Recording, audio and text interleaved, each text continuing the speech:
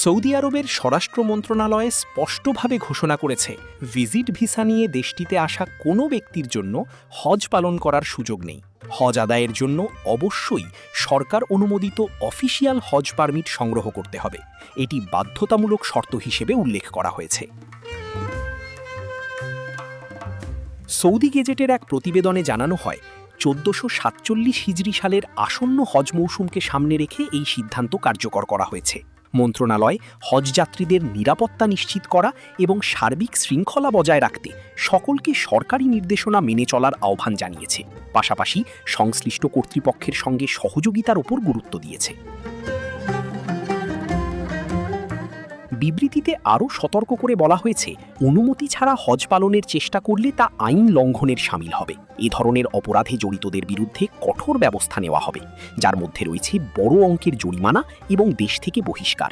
এছাড়া অবৈধভাবে হজ করার চেষ্টা করছে এমন ব্যক্তিদের বিষয়ে তথ্য দিয়ে প্রশাসনকে সহায়তা করতে সাধারণ জনগণের প্রতিও আহ্বান জানানো হয়েছে।